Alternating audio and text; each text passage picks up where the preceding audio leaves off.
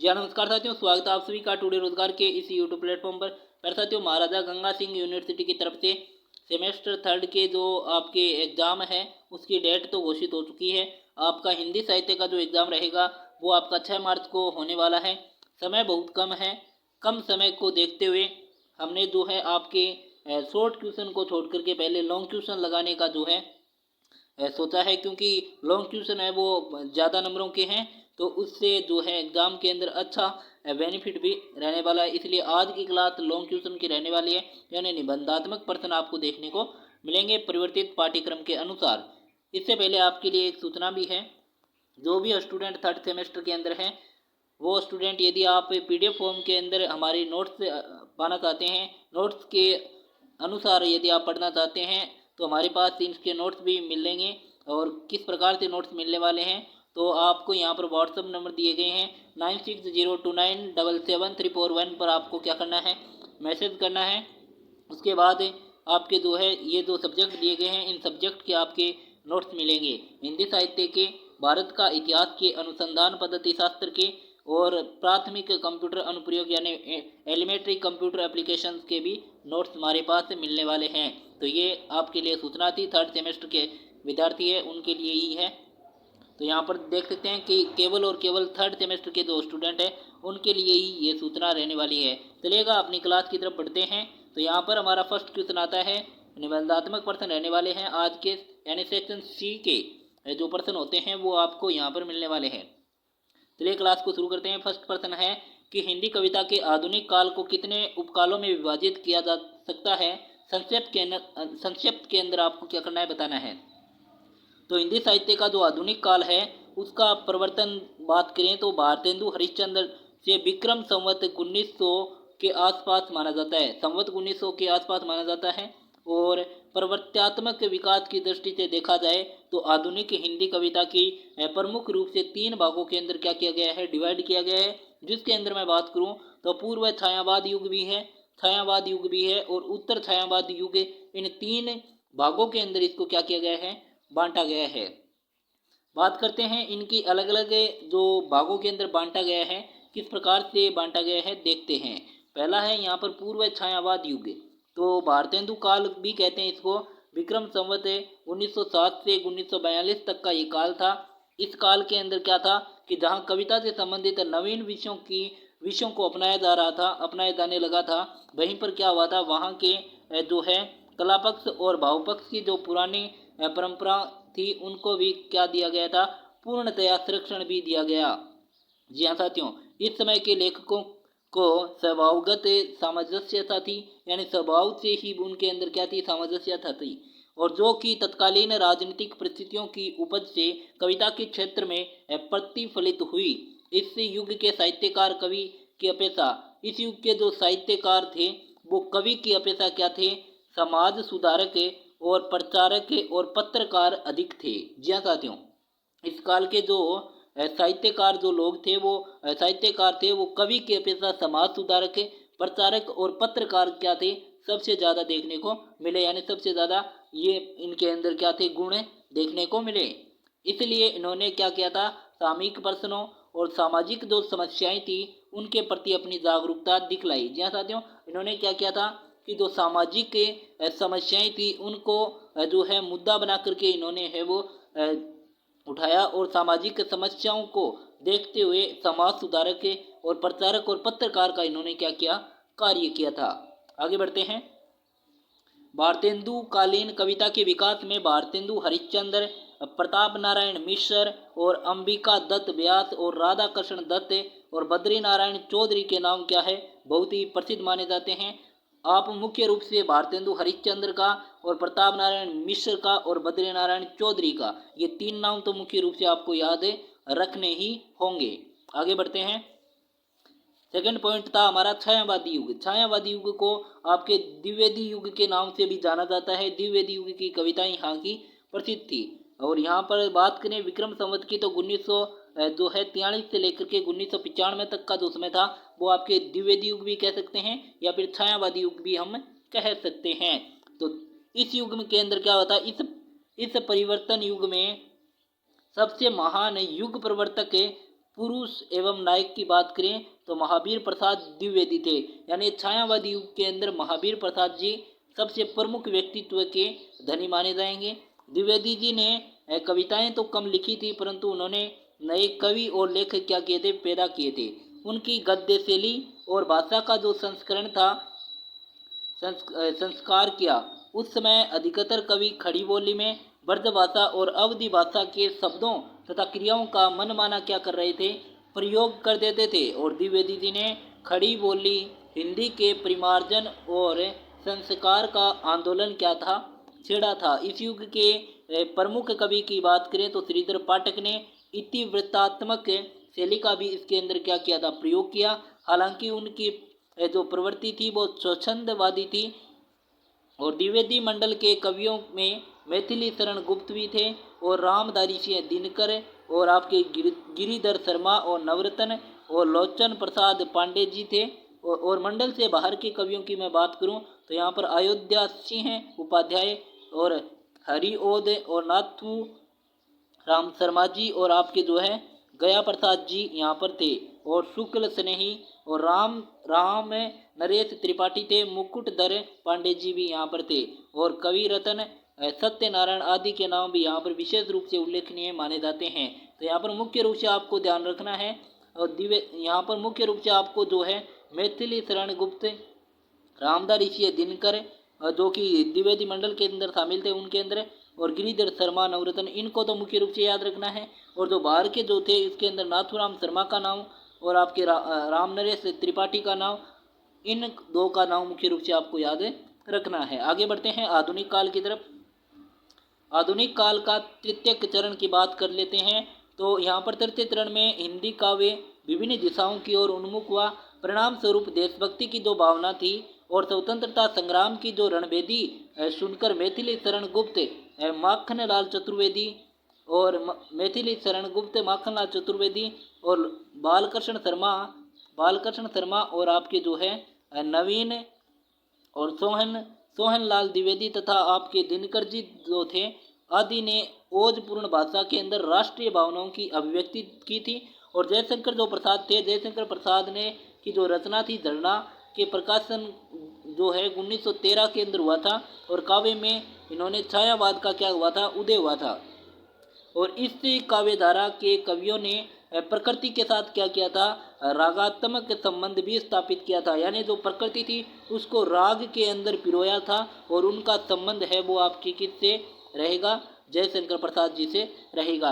आचार्य रामचंद्र शुक्ल के अनुसार इस धारा का प्रवर्तन मैथिली शरण गुप्त और मुकुटधर पांडे जी ने क्या किया था, मुकुटधर पांडे जी से ही हुआ है।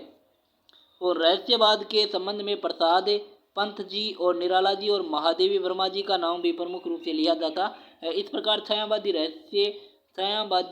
रहस्यवादी काव्यधारा का प्रवर्तन हुआ। छायावाद की प्रतिक्रिया स्वरूप प्रगतिवादी काव्यधारा का सन 1936 में प्रवर्तन हुआ।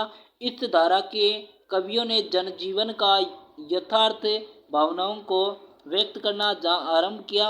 वहीं उन्होंने रूढ़ियों और शोषकों के प्रति आक्रोश, शोषितों के प्रति करुणा तथा दलित शक्तियों का क्रांति के लिए आह्वान भी इन्होंने क्या है किया था। इस युग के लेखकों में शिव मंगल सिंह और सुमन और रांगे राघव और आपके जो है रामेश्वर शुक्ल, जिनके अंचल और गिरिजा कुमार की माथुर और नागार्जुन जी और मुक्तिबोध आदि के नाम भी मुख्य रूप से लिए जाते हैं। इन सभी के द्वारा इससे काव्यधारा को विशेष बल है वो मिला है। आगे बात करते हैं प्रयोगवादी काव्यधारा के रूप में अगे ने 1943 में प्रथम तार सप्तक का प्रकाशन कर कवियों का ध्यान इस ओर आकृष्ट किया। प्रयोगवादी काव्यधारा आगे चलकर नई कविता आंदोलन में परिवर्तित हो गई थी। इसका निष्कर्ष क्या निकलता है, जिसको हमने अभी पढ़ा है, इसका निष्कर्ष ये निकलता है कि कहा जा सकता है कि खड़ी बोली कविता विविध कुलों में टकराती हुई प्रवाहित तो होती जा रही है। वह पूर्व छायावाद तथा रहस्यवाद, प्रगतिवाद, प्रयोगवाद एवं नई कविता के रूप में विभाजित की जा सकती है। तो जी हाँ साथियों, आगे बढ़ते हैं प्रश्न संख्या 2 की तरफ है। प्रश्न संख्या 2 है यहाँ पर, भारतेंदु कालीन साहित्य की प्रमुख काव्यगत विशेषताओं पर प्रकाश डालिए। या फिर प्रश्न ऐसे भी आ सकता है, भारतेंदु युगीन साहित्य की प्रमुख विशेषताओं पर प्रकाश डालिए। या फिर भारतेंदु युगीन काव्य की प्रमुख विशेषताओं का निरूपण कीजिए। और या फिर ऐसे भी आ सकता है, बताइए कि आधुनिक काल के काव्य विकास में भारतेंदु युगीन कविता की क्या भूमिका रही है। किसी भी प्रकार से प्रश्न आ जाता है तो आपको उत्तर जो यहाँ पर दिया गया है वही लिखना है। किसी भी प्रकार से घूम फिर करके आ जाए कि भारतेंदु कालीन साहित्य की यदि आपसे कुछ भी बात पूछे तो इस प्रश्न का जो उत्तर है वो आपको लिख देना है। तो देखते हैं यहाँ पर भारतेंदु काव्य की प्रमुख विशेषता क्या है। तो यहाँ पर भारतेंदु काव्य की प्रमुख विशेषताओं को देखते हैं कि आधुनिक युग में पुनः जागरण की जन चेतना का प्रभाव भारतेंदु युगीन काव्य साहित्य में स्पष्ट दिखाई देता है। भारतेंदु कालीन कविता का वर्ण विषय काफी विस्तृत है। एक और उसमें भक्तिकालीन रीतिकालीन काव्य प्रवृत्तियां मुखरित हुई है, तो दूसरी ओर समकालीन परिवेश के प्रति भी आकर्षण जागृत हुआ है। ये जागरूकता भारतेंदु कालीन सभी कवियों में मिलती है। राष्ट्रीय चेतना से परिपूर्ण इस काल के साहित्य की प्रमुख काव्यगत विशेषताएं तथा प्रवृत्तियां इस प्रकार है जो यहाँ पर दी गई है। बात करते हैं राष्ट्रीय चेतना की।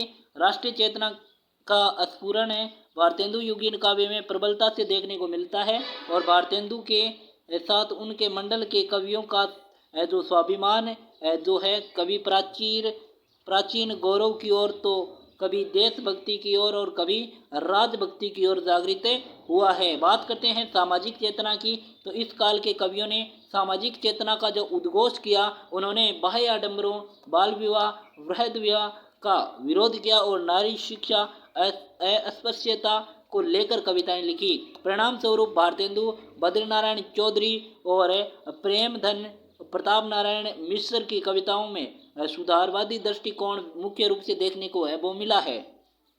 बात करते हैं आर्थिक चेतना की। आर्थिक चेतना के अंदर क्या है कि इस काल में काव्य में आर्थिक चेतना का यहाँ उल्लेख करना आवश्यक है। क्यों है? क्योंकि कई कवियों ने अपनी कविताओं के माध्यम से भारतीय अर्थव्यवस्था और अर्थनीति पर गंभीरतापूर्ण प्रकाश वो डाला है। भारतेंदु ने प्रबोधिनी कविता में विदेशी वस्तुओं और विदेशी वस्त्रों पर बहिष्कार की प्रेरणा भी दी है। बात करते हैं आगे, परंपरा निर्वाह का प्रेम। पॉइंट नंबर 4 है परंपरा निर्वाह का प्रेम। तो भारतेंदु कालीन कवियों में मन में परंपरा निर्वाह की भावना के प्रति मोह था। इन परंपराओं भावनाओं को दो रूपों में देखा जाता है। पहला है धार्मिक और भक्ति मूलक भावनाओं के रूप में, तथा दूसरा है रीतिकालीन भावनाओं के रूप में। तो धार्मिक अभिव्यक्ति में परंपरागत दृष्टिकोण को रखा गया और राम काव्य की अपेक्षा इस युग में कृष्ण विषय के रचनाएं अधिक लिखी गई थी। आगे बढ़ते हैं। पॉइंट नंबर 5 है प्रकृति चित्रण किस प्रकार से देखने को यहाँ पर मिला। तो इस युग में प्रकृति चित्रण की हम बात करें प्यारे साथियों, तो प्रकृति चित्रण का जो रूप है वो परंपरागत ही रहा है। इसीलिए बंदी बंधाई परिपाटी पर प्रकृति का आलम्बनात्मक रूप जो है प्रस्तुत हुआ है। इसी के साथ ही प्रकृति का जो सूक्ष्म निरीक्षण और प्राकृतिक दृश्यों के स्वाभाविक और प्रभावोत्पादक चित्रण प्रकृति वर्णन की मुख्य विशेषताएं रही है। पॉइंट नंबर 6 है कि रस व्यंजना की बात करें तो रस व्यंजना की दृष्टि से इस युग में श्रृंगार रस को सर्वाधिक प्रमुखता मिली और श्रृंगार रस में नायक नायिका भेद, नखशिक वर्णन और षड ऋतु का वर्णन आदि देखने को मिला है। पॉइंट नंबर 7 है कि ब्रज भाषा एवं खड़ी बोली का प्रयोग। इस काल में कवियों ने जिस ब्रज भाषा को अपनी काव्यमयी अभिव्यक्ति का माध्यम बनाया, वह कई शताब्दियों से बड़ी सफलतापूर्वक काव्य में व्यहर्त होती रही। फिर भी गद्य रचना को सभी विधाओं में खड़ी बोली गद्य का विकास इस युग की महत्वपूर्ण घटना है। आगे बात करते हैं। पॉइंट 8 नंबर पॉइंट है कि पत्र पत्रिकाओं का प्रचलन किस प्रकार से रहा। यहाँ पर इस काल में अनेक पत्र पत्रिकाओं का प्रचलन हुआ और स्वयं भारतेंदु जी ने कवि वचन सुधा तथा हरिश्चंद्र मेघनीज का क्या किया था, जो है संपादन किया था। तो यहाँ पर इनको नाम याद रख लेना, कवि वचन सुधा और हरिश्चंद्र मैगनीज, इससे जो संपादन किया था इन पत्र पत्रिकाओं का, इनके नाम भी याद रख लेना, ऑब्जेक्टिव के अंदर पूछे जा सकते हैं। प्रश्न संख्या 9 है, पॉइंट संख्या 9 है कि नाटकों का निर्माण। इस काल के अंदर नाटकों का जो निर्माण हुआ है वो प्रचुर मात्रा के अंदर देखने को मिला, और इसके लिए भारतेंदु जी ने काशी के अंदर नाटक मंडली की भी स्थापना की, और इस युग के अंदर अनेक रचनाकारों ने अपने द्वारा रचित नाटकों में देश प्रेम, समाज सुधार और धर्म सुधार की भावनाएं भी व्यक्त की थी। अब बात करते हैं, इस प्रश्न को हमने पढ़ा है, इसका निष्कर्ष क्या निकला। इसका निष्कर्ष ये निकला कि इस प्रकार भारतेंदु कालीन जो साहित्य था उसके अंदर काव्यगत जो विशेषताएं थी, उसके अलावा आलोचनात्मक शैली का यहाँ पर प्रभाव प्रारंभ और कलात्मक व्यंजना भी दृष्टिगत होती है, और खड़ी बोली प्रारंभ के साथ साथ इस काल में नाटक, उपन्यास, गद्य की विविध विधाओं का भी प्रारंभ हो चुका था। आगे बढ़ते हैं प्रश्न संख्या 3 की तरफ। प्रश्न संख्या 3 क्या कहता है कि द्विवेदीकालीन काव्यगत विशेषताओं का परिचय दीजिए, या फिर प्रश्न ऐसे भी आ सकता है कि द्विवेदीकालीन अथवा सुधारवादी कालीन प्रमुख काव्य प्रवृत्तियों का परिचय दीजिए। तो यहाँ पर देखते हैं इसका आंसर क्या है। तो इसका आंसर है कि द्विवेदीकालीन काव्यगत विशेषताएं, तो द्विवेदी युगीन अथवा सुधारवादी कालीन प्रमुख काव्य प्रवृत्तियां क्या है। तो द्विवेदी युग को सुधारवादी काल भी कहा जाता है, और इस युग की प्रमुख काव्यगत प्रवृत्तियां ये हैं कि राष्ट्रीय चेतना। तो इस युग की राष्ट्रीय चेतना अधिक प्रखर और मुखर रूप से व्यक्त हुई, क्योंकि इस युग के सभी कवियों ने देशभक्ति पूर्ण कविताओं की रचना की और पराधीनता को भारतवासियों के लिए अभिशाप के रूप में बताया। जी साथियों, भारतवासियों के लिए जो है पराधीनता को क्या माना है, अभिशाप माना है। पॉइंट नंबर 2 है कि सामाजिक चेतना किस प्रकार से है, कि द्विवेदी युग में सामाजिक चेतना एवं समाज सुधार की भावना प्रबल हुई। जाति पाति, छुआछूत, स्त्री शिक्षा, विधवा और बाल विवाह, अंधविश्वास आदि को लेकर के जो है पर्याप्त मात्रा में साहित्य सर्जन है वो हुआ है। आगे बढ़ते हैं पॉइंट संख्या 3 की तरफ है कि सामान्य मानवीय भावना। तो इस युग में जहाँ सामान्य मानव को कविता में स्थान मिला है, वहीं मानव मात्र के सुख दुख एवं परिस्थितियों का वर्णन काव्य में बड़े ही सहज भाव से किया गया है। नीति और आदर्श की बात करें तो द्विवेदी युगी ने काव्य आदर्शवादी और नीति परक है। नीति एवं आदर्श परक रचना करने वालों में जो है अयोध्या सिंह उपाध्याय और मैथिली शरण गुप्त आदि प्रमुख रूप से देखने को मिले हैं। वर्ण विषय का बात करें, वर्ण विषय का विस्तार, तो द्विवेदी युग में वर्ण विषय का अधिक विस्तार हुआ, उसमें पर्याप्त वैविध्य एवं व्यापकत्व देखने को मिला है। आगे बढ़ते हैं, पॉइंट नंबर 6 है कि प्रकृति चित्रण। तो इस युग में प्रकृति को विशेष महत्व दिया गया और इसलिए प्रकृति स्वतंत्र रूप से काव्य का विषय बनी, और प्रियवाद का तो प्रारंभ ही प्रकृति चित्रण से हुआ है। हास्य व्यंग्य काव्य की बात करें तो इस युग में हास्य व्यंग्यपूर्ण कविता का भी प्राचुर्य रहा है। हास्य और व्यंग्य के विषय राजनीतिक और सामाजिक कुरीतियों, धर्माडंबर और विदेशीयता और अंधानुकरण और फैशन पर परस्ती और व्यभिचार आदि है। बात करते हैं धार्मिक भावना की। तो इस युग की कविताओं में धार्मिक भावना भी पर्याप्त मात्रा में उपलब्ध रही। मानवता के आदर्श के कारण कविता में पीड़ित व शोषित वर्ग के प्रति सहानुभूति जागृत हुई। इस काल में कवियों का जो है ईश्वर प्रेम मानव प्रेम में बदल गया। आगे बढ़ते हैं, प्रश्न संख्या 6 है। जो इम्पोर्टेंट प्रश्न है उन्हीं को इस वीडियो के अंदर हम लेकर आ रहे हैं ताकि कम समय के अंदर अच्छी बेहतरीन तैयारी हो सके। तो आगे बढ़ते हैं प्रश्न संख्या 6 की तरफ।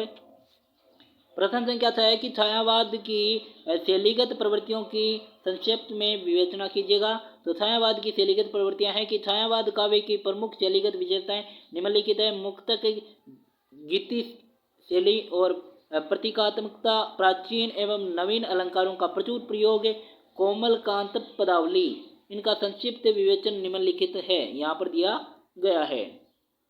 तो छायावादी कवियों का संपूर्ण काव्य मुक्तक गीति शैली में लिखित है और गीति शैली के सभी प्रमुख तत्व व्यक्तिकता, भावात्मकता, संगीतात्मकता और संक्षिप्तता, कोमलता आदि सभी का उनके काव्य में प्रचुर प्रयोग स्वाभाविक समावेश हुआ है और प्रतीकों के द्वारा उन्होंने अपने अभिव्यक्ति की मार्मिकता में अभिवृद्धि की है। जैसे ये पतझड़ मधुवन भी हो, फूलों का दर्शन भी हो, कलियों का चुंबन भी हो। यहाँ पतझड़, मधुवन और फूल, आपके कलियां आदि जीवन के विभिन्न रूपों व अंगों के प्रतीक है और मूर्त को अमूर्त रूप में तथा अमूर्त को मूर्त के रूप में यहाँ पर क्या है चित्रित करने के लिए इन कवियों ने अनेक नए अलंकारों का प्रयोग किया है।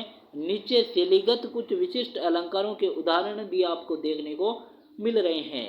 मूर्त के लिए अमूर्त अपमान, तो विखरी विखरी अलंके ज्यों तर्क जाल, ये आपके मूर्त के लिए अमूर्त उपमान दिया गया है। यहाँ पर देख लीजिए अमूर्त के लिए मूर्त उपमान, तो कीर्ति किरण सी नाच रही, कीर्ति किरण सी नाच रही, इसलिए अमूर्त को मूर्त के उपमान दिया गया है। विरोधाभास की बात करें तो मधुर मधुर मेरे दीपक जल शीतल ज्वाला में जलता है। और रूपकाती शोक्ति की बात करें तो बांधा था विदु को किसने इन काली जंजीरों से। और कोमलकांत पदावली की बात कर लेते हैं, यहाँ पर कुछ उदाहरण दिए गए हैं और निष्कर्ष देख लेते हैं हम कि छायावादी काव्य में शैलीगत कुछ दोष भी मिलते हैं, जैसे अशुद्ध प्रयोग, कल्पना की क्लिष्टता, उपमानों का अस्वाभाविक प्रयोग आदि। फिर भी हिंदी खड़ी बोली काव्य की नवीन सौंदर्य कमनीय सोच प्रदान करने में छायावादी काव्य का अनुपम जो है योगदान रहा है। ये जो है आप पढ़ लीजिएगा अच्छे प्रकार से। यहाँ पर प्रश्न संख्या 7 की तरफ बढ़ते हैं। प्रश्न संख्या 7 है कि छायावाद काव्य आंदोलन पर एक संक्षिप्त निबंध लिखना है या फिर छायावादी कविता के उद्भव और विकास पर है, तो उदाहरण प्रकाश से डालिएगा। आगे बढ़ते हैं उत्तर की तरफ। यहाँ पर छायावाद का स्वरूप है, तो भारतेंदु युग व द्विवेदी युग के बाद हिंदी कविता के क्षेत्र में एक नई धारा प्रभावित हुई, जिसमें द्विवेदी युग की इतिवृत्तात्मकता के विरुद्ध लाक्षणिक और प्रतीकात्मक प्रयोगों का क्या हुआ, यहाँ पर समावेश किया गया। छायावादी कविता के संबंध में बात करें तो विद्वानों और आलोचकों की जो विभिन्न विचारधाराएं थी, पहले इसे छायावादी काव्य के नाम से अभिहित किया गया था, तो बाद में इसे अभिनव जो अरुणादयी काव्य धारा के नाम से भी अलंकृत हुआ। आलोचकों का इस वाद के संबंध में भिन्न दृष्टिकोण है और छायावादी कवियों का स्पष्टीकरण भिन्न प्रकार का है। आचार्य रामचंद्र शुक्ल ने छायावादी कविताएं उन्हें कहा है जो आध्यात्मिकता प्रधान है, प्रतीकवादी और विशेष प्रकार की अभिव्यक्ति शैली में रचित है। डॉक्टर रामकुमार वर्मा ने कहा कि परमात्मा की जो छाया है वो आत्मा में पड़ती है और आत्मा की छाया परमात्मा में, यही छायावाद है।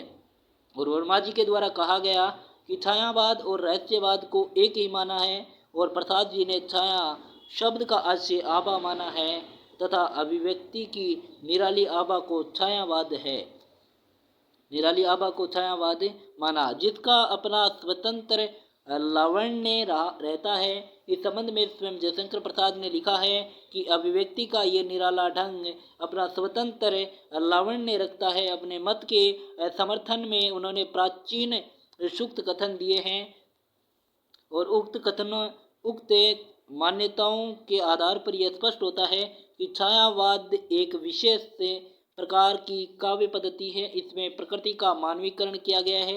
इस कविता पर रामकृष्ण परमहंस, विवेकानंद, रविंद्रनाथ ठाकुर, महात्मा गांधी तथा अरविंद के दार्शनिक विचारों का गहरा प्रभाव देखने को मिलता है। और इसके साथ ही छायावादी कवि अंग्रेजी साहित्य के स्वच्छंदतावाद से बहुत प्रभावित थे।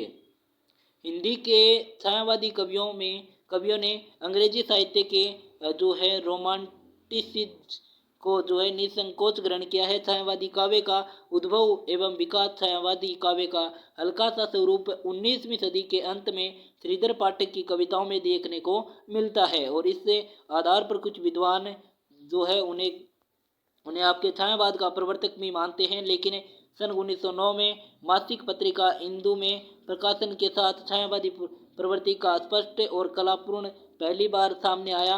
वैसे यदि देखा जाए तो छायावादी काव्य का उत्कर्ष काल 1918 में धरना के प्रकाशन से ही माना जाता है और इस काल में छायावादी कवि पूरी तन्मयता के साथ नवीन काव्य सर्जन में जुटे हुए थे और सन 1925 में आंसू के प्रकाशन के बाद लहर निराला का अनामिका और परिमल गीतिका और पंत के जो है वीणा पल्लव गुंजन युगांत माधवी वर्मा के निहार रश्मि निर्जा और दीपशिखा यामा आदि काव्य संग्रह प्रकाशित हुए और इससे हिंदी साहित्य में छायावादी कवियों की जो है दुदुम भी बज उठी। छायावाद का विस्तार किस प्रकार से देखते हैं कि जयशंकर प्रसाद, सूर्यकांत त्रिपाठी निराला और सुमित्रानंद पंत को छायावादी काव्य की भ्रातृ तथा महादेवी वर्मा, रामकुमार वर्मा तथा भगवती चरण वर्मा को लघुत्रयी माना जाता है।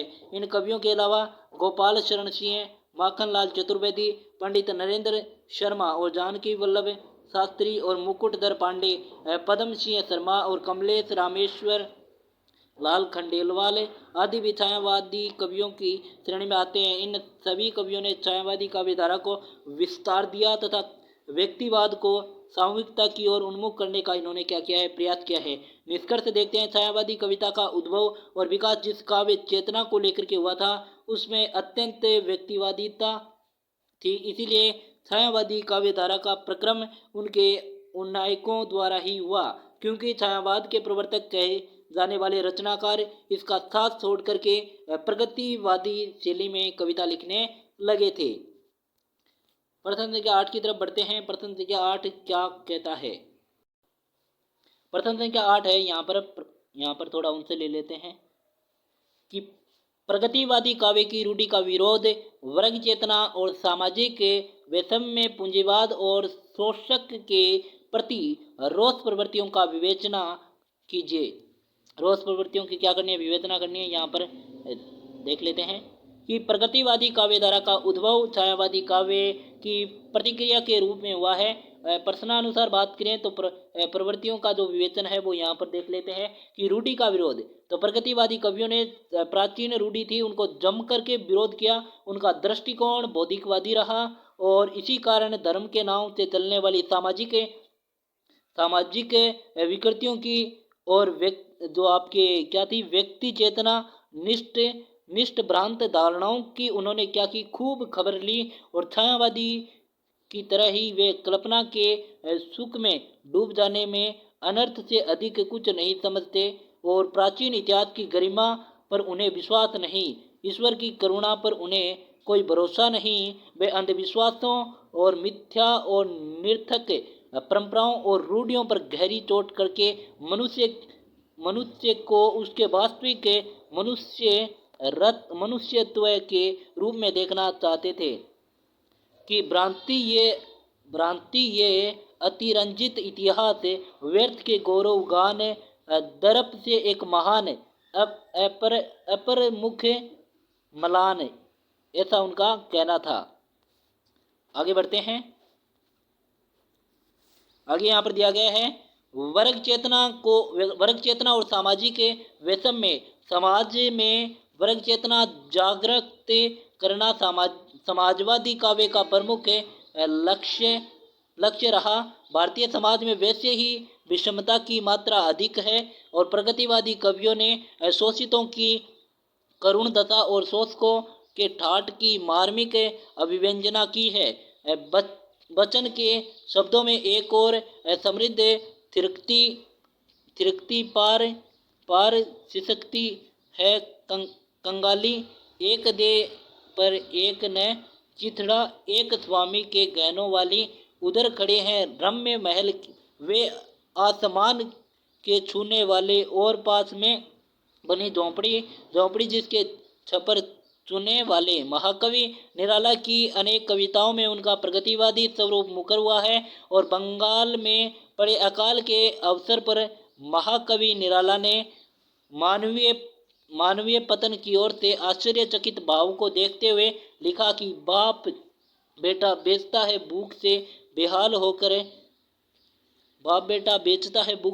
होकर धर्म धीरज प्राण खोकर हो रही अनरीति बरबर, राष्ट्र सारा देखता है, राष्ट्र क्या है, सारा देखता है।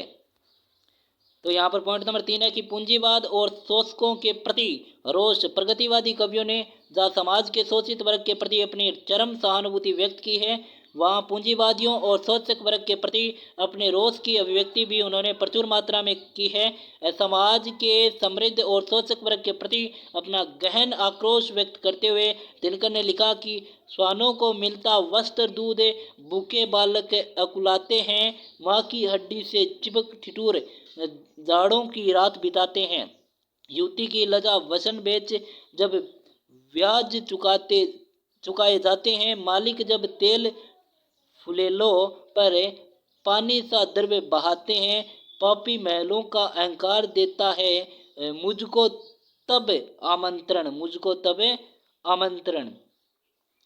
निष्कर्ष निकलता है कि प्रगतिवादी कवि सर्वहारा वर्ग के प्रति पूरी सहानुभूति रखते रहे और उन्होंने ही शोषित वर्ग को सर्वहारा नाम दिया और वर्ग वैषम्य के अंकन के साथ मानव समता के स्वरूप उनकी कविताओं में प्रमुखता से उभरे तथा सभी सामाजिक जो विद्रूपताओं का मूल कारण पूंजीवादी को मानकर उस पर जो सशक्त व्यंग्य किए। तो गाइस आज के लिए इतना ही, मिलते हैं अन्य वीडियो में। तो आगे के जो आपके प्रश्न रहे हैं उन सभी को कवर करेंगे। आज की क्लास लंबी हो जाएगी, नेक्स्ट क्लास के अंदर बाकी बचे हुए क्वेश्चनों को भी कवर कर लेंगे। तो आज के लिए इतना ही, मिलते हैं अन्य वीडियो में अन्य इन्फॉर्मेशन के साथ, अन्य क्लास के साथ। तब तक के लिए जय हिंद जय भारत। वीडियो को शेयर कर दीजिएगा, मेहनत लगती है गाइस, वीडियो को बनाने में, एडिट करने में बहुत समय लगता है, फिर थंबनेल भी बनाना पड़ता है, टाइटल भी लिखना पड़ता है, डिस्क्रिप्शन भी लिखनी पड़ती है, बहुत सारा काम होता है। आपको तो केवल सब्सक्राइब ही करना है, लाइक ही करना है, मेहनत हम कर रहे हैं, आपके लिए करेंगे। आप बस वीडियो को लाइक और शेयर और सब्सक्राइब कर दीजिएगा। तो मिलते हैं, तब तक के लिए जय हिंद जय भारत।